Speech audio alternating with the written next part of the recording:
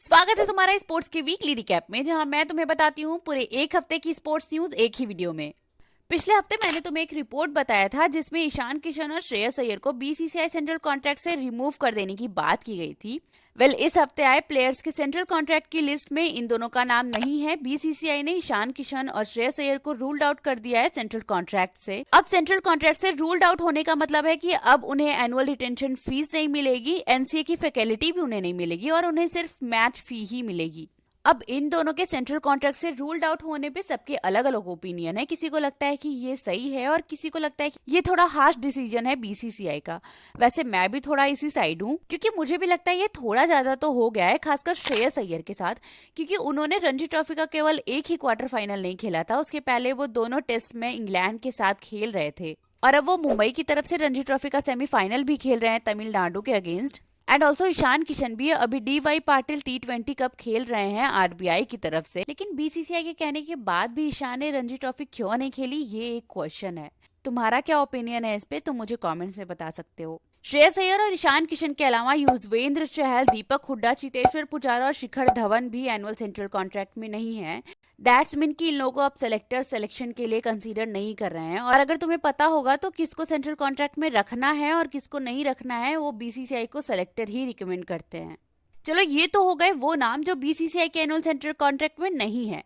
लेकिन अब देख लेते हैं कि कौन कौन से नाम हैं। तो ये रही लिस्ट, जिसमें A+ ग्रेड में विराट कोहली, रोहित शर्मा, जसप्रीत बुमराह और रविंद्र जडेजा हैं। ग्रेड A में रविचंद्र अश्विन, मोहम्मद सामी, मोहम्मद सिराज, केएल राहुल, शुभमन गिल और हार्दिक पांड्या हैं। हार्दिक पांड्या की बात करें तो इंडियन एक्सप्रेस की इस आर्टिकल के अनुसार एक बीसीसीआई के ऑफिशियल ने कंफर्म किया कि हार्दिक पांड्या को भी व्हाइट बॉल डोमेस्टिक क्रिकेट खेलने के लिए कहा गया है। उन्होंने कहा कि बीसीसीआई की मेडिकल टीम ने कहा है कि वो रेड बॉल खेलने की पोजीशन में अभी नहीं है, तो वो रणजी ट्रॉफी नहीं खेल सकते, लेकिन वो व्हाइट बॉल क्रिकेट खेल सकते हैं। तो अगर वो ऐसा नहीं करते हैं तो वो कॉन्ट्रैक्ट को मिस आउट कर सकते हैं। और अब ग्रेड बी की बात करें तो सूर्य कुमार यादव, ऋषभ पंत, कुलदीप यादव, अक्षर पटेल और यशस्वी जायसवाल इसमें हैं। यशस्वी जायसवाल इसके पहले कॉन्ट्रैक्ट में ही नहीं थे और अब वो कॉन्ट्रैक्ट में आए हैं तो डायरेक्टली बी ग्रेड में आए हैं। And I think he totally deserve it. And अब तो उनकी आईसीसी टेस्ट रैंक भी 12 हो गई है। और ग्रेड सी की बात करें तो इसमें रिंकू सिंह, तिलक वर्मा, ऋतुराज गायकवाड़, शार्दुल ठाकुर, शिवम दुबे, रवि बिश्नोई, जितेश शर्मा, वॉशिंगटन सुंदर, मुकेश कुमार, संजू सैमसन, अर्शदीप सिंह, केएस भरत, प्रसिद्ध कृष्णा, आवेश खान और रजत पाटीदार हैं। एंड ऑल्सो अगर कोई प्लेयर मैक्सिमम 3 टेस्ट या फिर 8 ODIs या फिर 10 T20 खेल लेता है एक स्पेसिफिक पीरियड में, तो वो अपने आप ही ग्रेड सी में इंक्लूड कर दिया जाएगा। ध्रुव जुवेल और Sarfaraz Khan already 2 test matches खेल चुके हैं और अगर वो तीसरा टेस्ट मैच भी धर्मशाला में खेल लेते हैं इंग्लैंड के खिलाफ, तो उन्हें भी ग्रेड सी में इंक्लूड कर लिया जाएगा।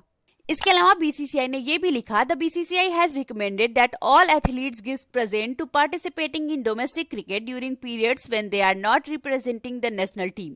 जिसका मतलब ये है कि सभी प्लेयर्स को डोमेस्टिक क्रिकेट खेलना पड़ेगा जब वो नेशनल टीम को रिप्रेजेंट नहीं कर रहे हैं। चलो, ये तो हो गई बीसीसीआई की एनुअल सेंट्रल कॉन्ट्रैक्ट की पूरी कहानी। अब बात करते हैं रोनाल्डो की। तो रोनाल्डो एक मैच के लिए बैन हो गए हैं। तो हुआ कुछ ऐसा कि वो सऊदी प्रो लीग में अल नसार की तरफ से खेल रहे थे और कुछ फैंस उन्हें मेसी मेसी चिल्लाने लगे। एंड फिर अल नसार के 3-2 से जीतने के बाद रोनाल्डो ने कोई वल्गर जेस्चर शो किया, जिसकी वजह से उन्हें एक मैच के लिए बैन कर दिया गया। अगर तुम रोनाल्डो के फैन हो और तुम्हें कुछ कहना है तो तुम कमेंट्स में कह सकते हो। अब बात करते हैं एलएसजी यानी लखनऊ सुपर जायंट्स की। तो एलएसजी ने निकोलस पूरन को 2024 के लिए वाइस कैप्टन अनाउंस कर दिया है। एंड आईपीएल की बात कर रहे हैं तो अब MS धोनी की रिटायरमेंट की बात कर लेते हैं। तो धोनी के एक बहुत ही क्लोज फ्रेंड परमजीत ने उनकी रिटायरमेंट पे रिएक्ट करते हुए कहा, I don't think this will be his last season. अब धोनी इस साल रिटायरमेंट लेंगे या नहीं वो उनका फैसला है, लेकिन थाला फैंस, तुम मिठाइयाँ भिजवा दो मेरे घर। इतनी अच्छी न्यूज सुनाई है मैंने तुमको। पिछले हफ्ते मैंने तुम्हें बताया था कि शामी आईपीएल नहीं खेल रहे हैं, लेकिन अभी कुछ ऐसी रिपोर्ट्स आ रही हैं कि T20 वर्ल्ड कप भी वो मिस कर सकते हैं। वेल, आई होप कि रिपोर्ट सही ना हो और वो जल्दी रिकवर हो जाएं। अब बात करते हैं युवराज सिंह की। तो अभी कुछ दिनों से न्यूज आ रही थी कि युवराज सिंह पंजाब के गुरदासपुर से बीजेपी के लिए लोकसभा चुनाव लड़ने वाले हैं और ये स्पेकुलेशन शुरू हुई थी टाइम्स ऑफ इंडिया के एक रिपोर्ट से। लेकिन युवराज सिंह ने बताया कि वो इलेक्शंस नहीं लड़ रहे हैं और उन्होंने कहा कि मैं लोगों की मदद करना चाहता हूं और वो मैं अपने फेडरेशन के थ्रू करता रहूंगा। अब बात करते हैं वुमेन्स क्रिकेट की। तो कुछ दिनों पहले मैंने तुम्हें बताया था कि बीसीसीआई ऐसे सोच रही है कि वो वुमेन्स के लिए डोमेस्टिक रेड बॉल क्रिकेट ले आए। तो कुछ रिपोर्ट्स के अकॉर्डिंग बीसीसीआई पुणे में 28 मार्च से red ball cricket for womens ले आई है। रेड बॉल क्रिकेट की बात कर ही रहे हैं तो अब बात करते हैं India versus England 5th test की। तो 5th टेस्ट में बुमराह वापस आ रहे हैं, लेकिन केएल राहुल अभी भी इंजरी के कारण टीम में नहीं रहेंगे और अभी भी उनकी जगह देवदत्त पडिक्कल ही रहेंगे। तो क्या लगता है, इस टेस्ट में उनका डेब्यू हो जाएगा या फिर अभी भी रजत पाटीदार ही टीम में रहेंगे? एंड टेस्ट क्रिकेट की बात कर ही रहे हैं तो एक और चीज बता देती हूँ। इस टाइम चल रहा था न्यूजीलैंड वर्सेस ऑस्ट्रेलिया का टेस्ट मैच, जिसमें केन विलियमसन 2012 से पहली बार टेस्ट में रन आउट हुए।